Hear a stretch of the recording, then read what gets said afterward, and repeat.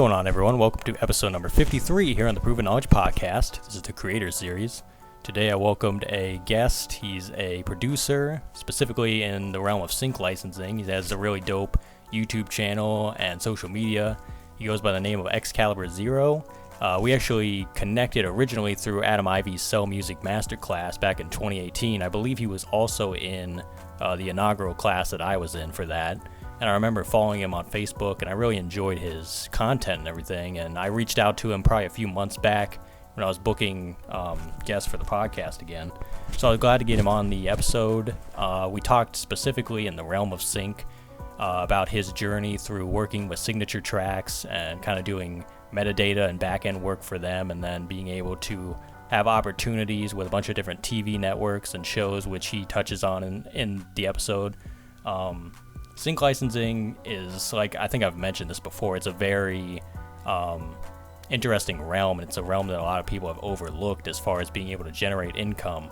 So it was interesting to get his perspective as to someone that's already had placements, and kind of just give you guys a different perspective, because there's always, be an artist, be a producer, and just do that. But it's like there's a lot of other avenues as well.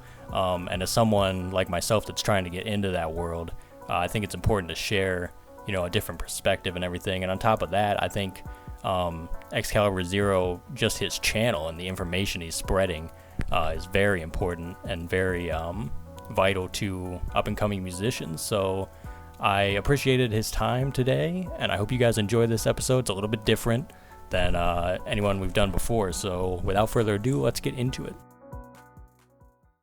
All right, well, welcome everyone to episode number 53 here on the Proven Knowledge Podcast. This is the Creator Series.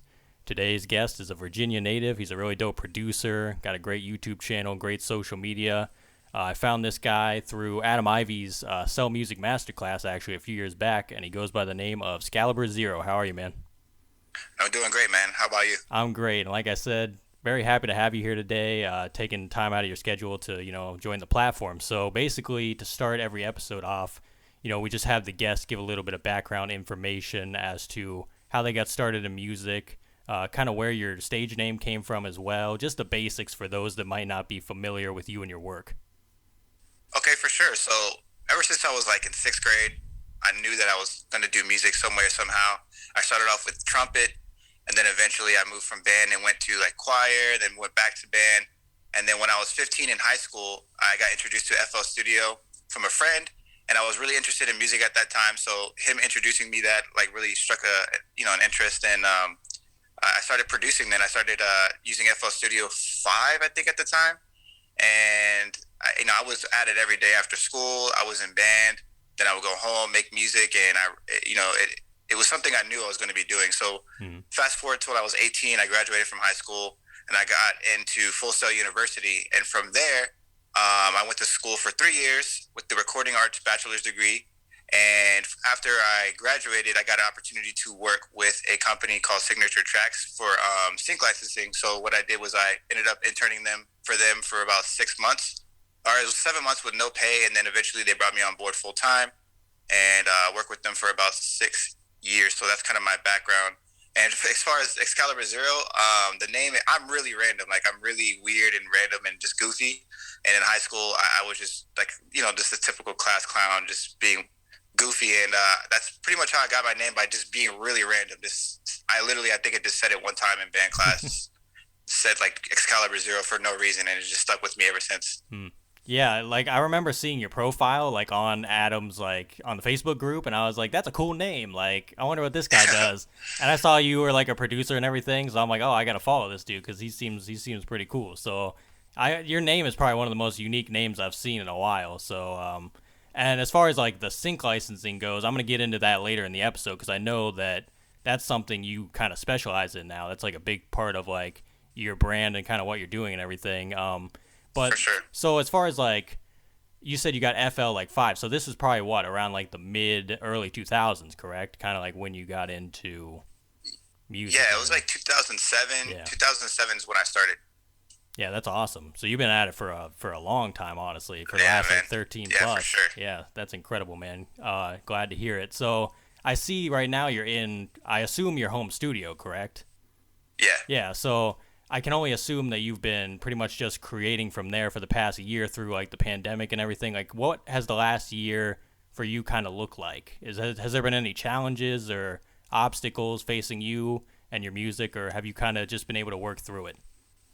For sure. So, I mean, yeah, there's definitely been challenges. Last year around this time, I think it was this week, I ended up quitting the job that I was working on to do music full time. Mm. So it was my first year this past year, just getting on my feet and kind of learning how to really sustain, take care of bills while making an income for yourself Mm. on my own with just music. So there was definitely lots of challenges that I've learned through the time, and I've been able to sit here and create and spend more time creating not just music but content as well, which is really it just as creatives, as music creators, I feel like being able to create is what we do best, is what makes us happy, it's what puts us in flow state and everything like that. So I think being able to take this past year through the pandemic, kind of being locked down, forced to be in a bubble, really did help with that creative side.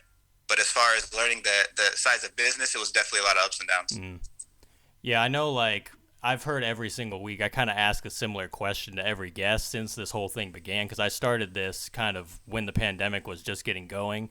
And I was asking people, like, what they've been up to. Most people, I'm glad to hear that they have actually found some type of, important meaning in this whole thing, pretty much, and been able to kind of lock in on some goal, you know what I mean? Because a lot of people didn't have the opportunity to be able to do that. Either they were sick or their family members have been sick or something like that, something crazy. So it's always good to hear when people are able to take something that's really not a good situation for a lot of people and continue to find the good through that.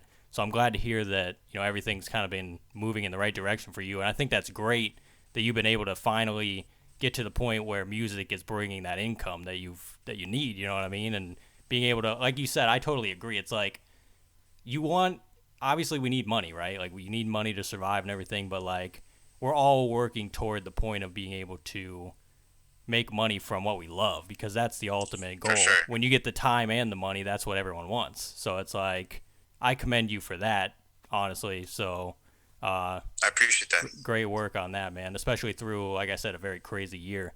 So I'm interested for you to see who your main musical influences are. That could be producers, artists. Like, who are some people that when you were growing up you listened to a lot and made you say, I want to do music one day? Man, that's a good question. I think since being from Virginia, definitely like Pharrell, Timbaland to start off with when I was really younger. Like their beats at the times, especially the late 90s, early 2000s, were just way different than anybody else's. And I always say that Virginia has its own bounce to it. And they really, introduced Virginia with, the Neptunes and stuff like that. They introduced Virginia's music scene strong. So definitely starting off with them. I was really, really, really into Eminem growing up. I feel like Eminem really influenced me to like just do music. I think that he, him coming from where he came from and being able to create a name for himself while the odds are against him as well was really dope. I think that Eminem was big for me as far as an artist. And other producers, I really like the internet scene. So I got started off, with the music producing internet scene really early back in like the SoundClick days and stuff. And seeing people like Superstar O, Vibe Beats, Johnny Giuliano, all of those type of producers come from that, and to see where they are now, those are some big influences as well. And I think that just the general sound of the early 2000s R&B style is a big influence for me as well, because that's kind of the sound that I implement with my music. Mm-hmm. So I asked a producer named OK Coop, who was on my show, I asked him this question. Have you read Timbaland's autobiography by chance? No, I have not. Okay, it's called, I think I have it. No, I don't have it down there yet. I think I took it downstairs. But it's called Emperor of Sound, so you should look that up. Great book. Highly recommend it. It's really cool if you're like a fan of his music, because you get to hear kind of like his whole backstory about when he was growing up and everything, and kind of like the challenges he overcame. But like even for someone starting out in music, like I read it when right before I started music, and I was like kind of on the fence. That book kind of showed me like this is possible, because like if he went through all that and became who he was, like really you could do this. You just have to continue to work, you know what I mean? So highly recommend. I might have to send you the link for that book, because it's a great book. Yeah, please do, man. Yeah, I will. I love Timbaland, man. I feel like what he's doing now for the producer community too as well, like just bringing the community together, is really dope. So I have to check it out. You said it's the Emperor of Sound. Yeah, Emperor of Sound is the name. He co-wrote it with someone else. I forget the author's name, but great book. Yeah, though For sure. I'm intrigued to see what Timbaland does with this whole Beat Club thing, because I know he's been trying to get that off the ground as like a new like site, kind of like BeatStars, but not really. Like I don't know. I might have to check that out and just see what that's about. What do you think about For that? Have sure. you read anything about that yet? I have a friend that was actually going in and trying to be hired with them. I don't know if he ended up getting it, but I think that what it's basically based around is the producer community, but also a direct link almost to like the industry, where it's like BeatStars, but more industry people can be able to download premium music, or buy premium music from there. From what I've seen so far, I could be wrong, Mm. but he's been saying it's going to be coming out for a while. So I'm just waiting. Where is it at? Where is it at, Timbaland? Yeah, I was in like a couple clubhouse rooms too, because they held like one with pretty much some of the main like producers in the industry, kind of talking about Beat Club and everything. And I'm like, it intrigues me. I did just get on BeatStars though, so I really don't want to move like all my catalog over somewhere else. So I'm Oh yeah. like bad timing, but I'll still check it out either way. It's kind of intriguing. So I'm not sure how many people you collaborate with, like on music. Like it could be musicians or I don't know anyone close to you. Is there anyone that like you really enjoy working with, kind of together, and you guys have like a good chemistry going? Is there anyone you can think of? Yeah, there's a few people. So I work closely with different producers off Instagram. Beats by Danny is one of them. We've collabed in the studio a few times. We just had really good sessions where it just felt seamless, where it didn't feel forced. We were just able to create, not come from a space where we're forcing anything. Mm-hmm. And I really enjoyed a couple of collabs that we did with him. I have a friend named Alex who also worked with me at Signature Tracks. He's a guitarist. He's really dope. I like working with him as well. I've worked with RMC Beats, and he's a big, on Instagram, he's a big content creator. He's really dope as well because he's really good on the keys. So we're able to, be able to incorporate his R&B melody sound with my R&B like bounce to it. And I really like collaborating with him. And then I have a few friends that I grew up pretty much producing with off this site named War Beats. It was like a beat battle site, and they were like the reigning kings on that site. And I ended up challenging them. We like faced each other in a couple of rounds, and it was dope because after the challenge, we were able to become friends and still collaborate to this day. Their names are Kryptonite and Logic Beats, and those are the main ones right now that I really collab with as far as music. Mm. Yeah, that's pretty dope, and it's glad to hear that you have like a lot of long-term friends too. Like the people you started out with are still like doing it and everything, so that's super awesome. I'm a huge fan of actual like musicians too, because there's so many possibilities as a producer where you can get someone that they can play the keys very well or they can play guitar very well, and you can just be like, let's just get in and just see what we can do. You know what I mean? Like we can Right. just start from scratch, and it's something about the musicality, like the real human element, where like, because I myself, you probably can because you're better than me, I assume, but I can't really play many instruments. Like it's good to have people that are like skilled in that area to where you can like work together and make something even better. That to me is the best part of like collaboration in general. So 100%. I agree with that. I yeah. think that being able to, you said it perfectly, that to create that musicality and just have, different creative energies put together in the same room, it's crazy. It's dope to be able to be part of, because it's not about monetary reasons. It's not about, the fame or anything like that. It's literally just about creating. And that's what I've like definitely come back to be grounded with, is being able to come from a space of creativity and just enjoy it, have fun with it. And I think that, this last lockdown really helped me take a step back and realize, like, this stuff is about music at the end of the day. It's about creating, and, you hit it right on the head with the musicality note. So I agree with that. Yeah, absolutely. So, as far as you just mentioned monetary, stuff, whatever, unfortunately, the business is still a part of what we do. So, is there any type of business advice that you didn't know before that you know now that you would tell someone who doesn't have the information now? Be like, you should watch out for this and try and avoid, if you try to get what I'm saying. Like, is there any Right. piece of business advice you'd give someone who doesn't know it already, I guess, as far as music is concerned? I think that if you're a musician, I highly, highly recommend building a website. And I think that people really underutilize building websites. And I'm not just talking about having a BeatStars Pro page. I'm talking about actually building a site on WordPress or, Weebly or, Squarespace, because being able to gain that traffic, especially for producers who are doing type beats and stuff like that, to be able to gain that traffic, Google is the number one search engine in the world, and the number two search engine is YouTube, which is also owned by Google. So being able to lock down on a niche, or not lock down on a keyword that people can look you up by. So if you're a musician who's talented with the guitar melodies that sound like Metallica, if you're optimizing your page, your website for that specific keyword, people will run into you, will find you. That will build more traffic for you, and that will really help grow your business and scale your business way quicker than trying to just message out different artists or producers online and stuff like that. So I've already built my first website, and now I'm working with another person on my second website, which is separate from being able to use BeatStars Pro Player.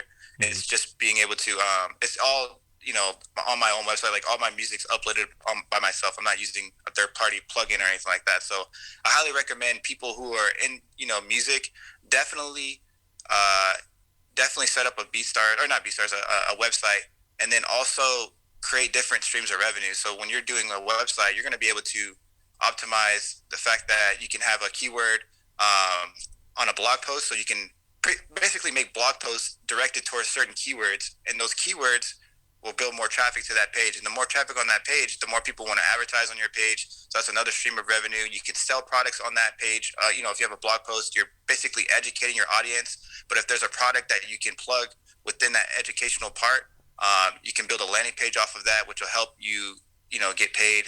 That's a different stream of revenue. You're going to have affiliation. You can build affiliation pages on your websites as well. That's another stream of revenue. So I think that being able to optimize off a website and just make the brand around either you or a brand that you create that you can optimize off of using a website, that's the best route, in my opinion, that you can take right now. Absolutely. And the thing about that is, it's like you get to control the platform, because if you're on all these other sites, while they're helpful and whatnot, you don't get to control how that runs. You know what I mean? Because it's owned by someone else. So it's like if you do build a site, even if it's from scratch or like with Wix or something, you have more control already, because you can view all the numbers and your stats and everything and how your sales are going to work. So I think that's just really common sense, because you have to be able to control how your business is going to move and how it's going to change.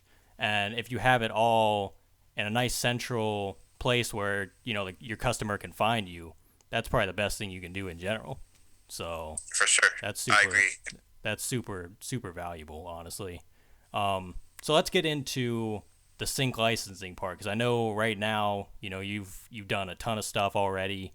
Talk about your experiences with that so far as like how you got into that, kind of what the general process looks like, specifically for producers, I guess is what I would say. Obviously, any musician can, get their music in film and TV, depending on who they get in contact with. But talk about your experiences with that so far. For sure. So basically how I got in, I think I mentioned this earlier as well, is I got in through a career development program from my school, Full Sail. It was basically a sync library that was looking for an intern, and I was going to be doing administration work. So I got in basically doing metadata, a lot of back-end work, cue sheets and stuff like that.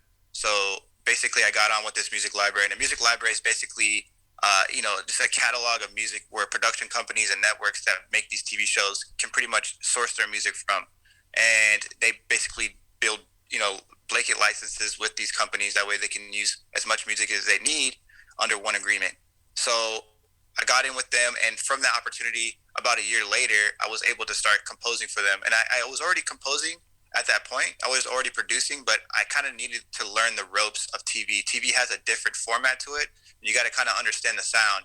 And at first, when I started, I was making the mistake to think that the music that you need to make for TV is cheesy, and that's what really hurt me at the beginning to getting placements. Until I started realizing that making music for TV has its own sound, but you also need to incorporate your own sound with that on top of that. So you got to understand the sound that's great for TV, which is very plucky and comedic or dramatic, anything that draws emotion.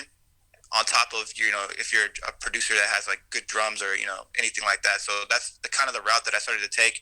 And I was working admin for them for 6 years up until last year. And on top of that, as well as composing. So I was just building my own catalog within their music library over the years. And to get into that, like now, you definitely don't need to get into like Full Sail or anything like that. I think that any producer can really go on and look up music libraries. I put this on a YouTube video as well, but a really good way to find a lot of music libraries is type in music library directory on Google, and you'll find a ton of different libraries that you can reach out to and just basically submit your music to. And you don't need to you don't need to be a producer who has a ton of accolades. As long as as long as you're confident in your sound and you know that you have music that people like, you're going to be able to get your music placed on television. Just got to find the right home, the right library for yourself. So that's a good way to get started. And that's, kind of the route that I would suggest to any producers who are trying to get started is look into music libraries.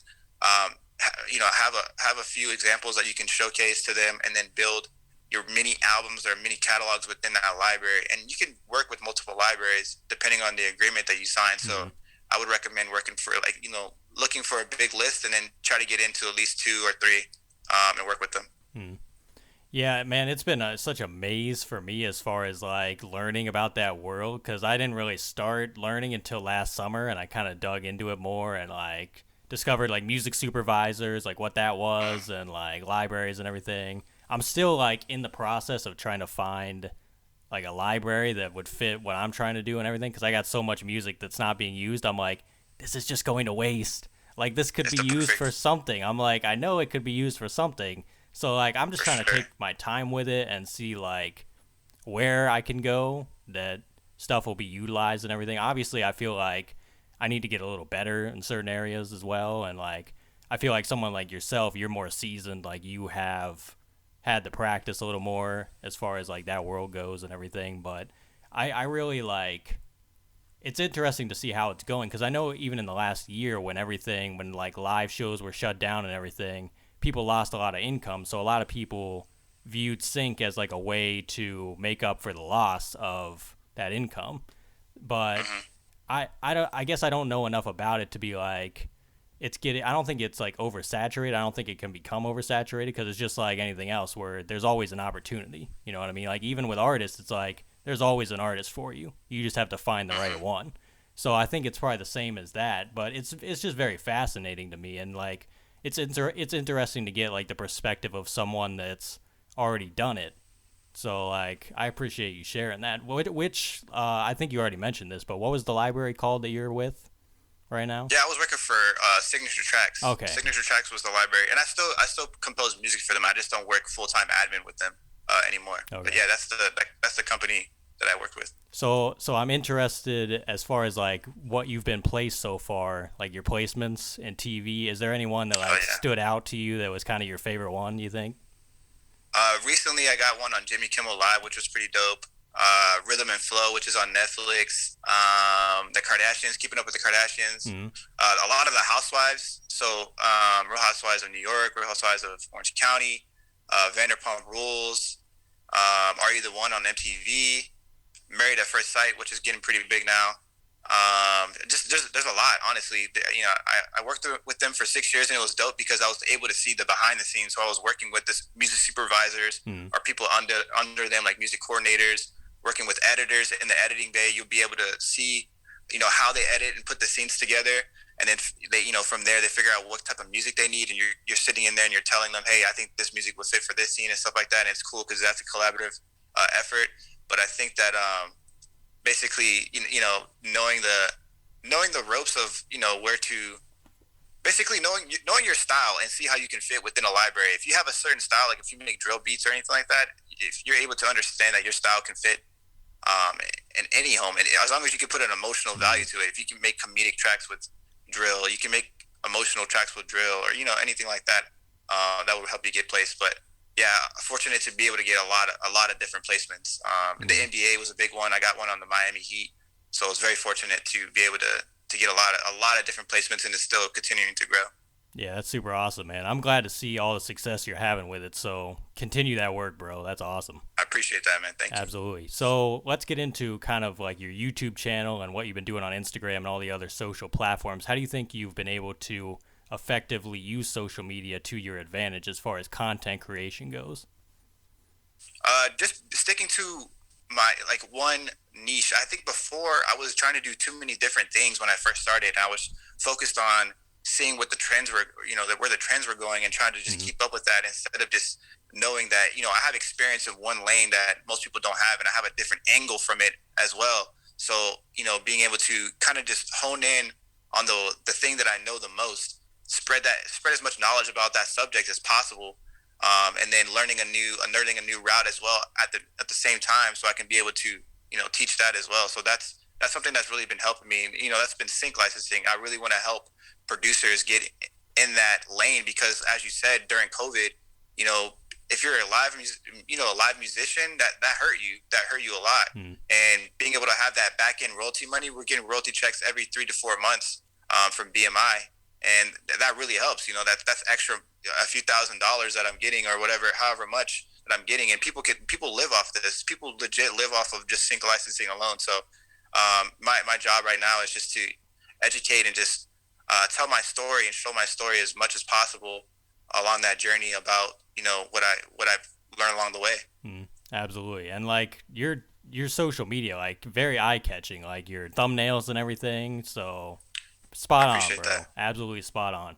Is there anything you have coming up as far as projects or maybe content you're working on that you want to reveal here to us? I know you can't probably talk about a lot of like the sync stuff or anything you're working on specifically, but is there anything we can expect from you coming up that is exciting for you? Yeah, I'm working on a movie with a couple of friends that we got accepted onto, which is really dope, but I can't discuss it much in detail yet. But it's coming out. I think it's coming out later this year. We just finished up doing music for it, scoring, a lot of it. So that's a really dope project that I'm excited about because I've never worked on a movie before. And then I have a lot of sync stuff coming up that I still work on. I do a lot of stuff for Real Housewives of Potomac because I'm from that area, Northern Virginia, DC area. So I understand that sound. As far as content, I have more content coming up as far as sync licensing, and I want to kind of just attack, the short-term content that's being really popularized right now. As far as like TikTok, Instagram Reels, YouTube Shorts, and trying to take, educate on a clear and simple pathway as much as possible as far as sync licensing and music producers who are trying to get into either beat sales or anything like that. So that's kind of my focus right now. And then bringing back the podcast. I had a podcast. I started like 5 episodes, but I wasn't as prepared as you and didn't queue up.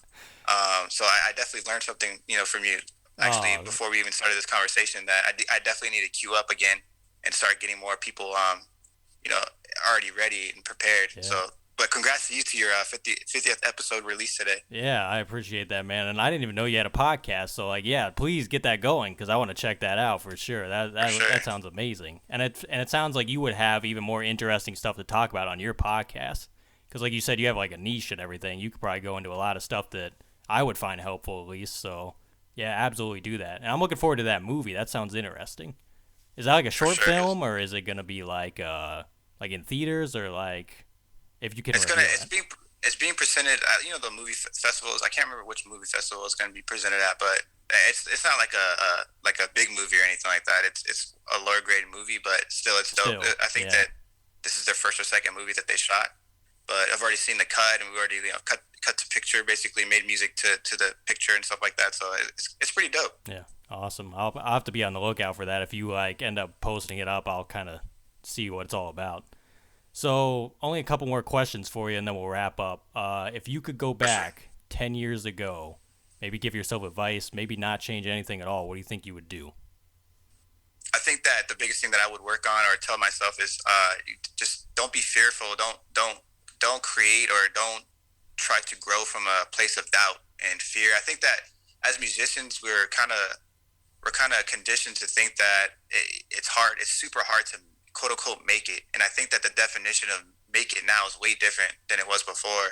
I think that if you're able to just create your own lane and sustain off of your music, that is making it. Your success is defined by you. Whatever where the ideal is, whatever is your purpose in life as far as your music and stuff like that is up to you, and it doesn't have to be put on a timestamp. It doesn't need to be like, oh, I need to be this type of producer 5 years from now. I think that just being able to create flowlessly and kind of connect with your creativity, understand why you create, understand the history of why you create. Like, is there a family member that was a musician? Is there somebody that you're inspired by that was a musician that kind of helped you understand that this is what you want to do? And I think that's something that I would tell myself, because when I was younger, I would live in a place of doubt and fear. and that I wouldn't be able to amount to anything. And I was selling music online and not really getting many sales and stuff like that, and that would discourage me. And I think that being able to understand that this stuff is like, not to be too spiritual, or I'm not really religious or anything, but it's a blessing to be able to do what we do as far as being a creative. And that's in any sense, whether you create music or, create woodwork or anything like that. I think that being able to just make an idea come out of nowhere and put it together is really dope. So that's what I would advise myself, is just live past the doubt and the fear. Yeah, exactly. The mindset shift is such an important thing. That's where everything starts. Like, if you can do that, then no one can really tell you anything. You know what I mean? Exactly. That's huge. I completely agree with that. So 10 years from now, where do you think you see yourself, like your career and your life? Oh, man, that's a good question. I think 10 years from now, I see myself having a business with multiple products, having a team under me that we work together, and helping different producers create a lane for themselves, more specifically with sync licensing and I think direct licensing as well. I see that there's a lot of different lanes and a lot of different opportunities coming up, like, with augmented reality right now. I think that people underutilize the fact that that's going to be a lane for more entertainment, more music. And anywhere there's entertainment, they need music. So that's the evergreen part of our industry, is that it always changes in a different way. Music's always changing. So being able to understand and be an early adapter of what is going to be working is going to be important. So owning a business where I provide a music catalog to some type of company, and having a team under me and helping out different ways, my goal is to get at least 100 producers placed within the next year. So having a lot of producers be able to capitalize off their music, artists as well, and just being able to help people grow as well as grow myself, and provide a job for people and provide, a sustainable lifestyle for tons of different musicians out there. I think you can achieve that, man. Absolutely. I'm looking forward to all you got going, for sure. Do you have any final words of wisdom today? Words of wisdom? I think that I've been touching on this, but like I said, just being able to be in tune with your creativity, that's the most important thing. Like, this monetary life, like all that stuff, of course it matters, but at the end of the day, people who would create music without the money, like without the money coming, that's what's important. Those are the people who make a difference. If you can hone in and create from what you're feeling and have somebody be able to feel your expression through your music, that's important.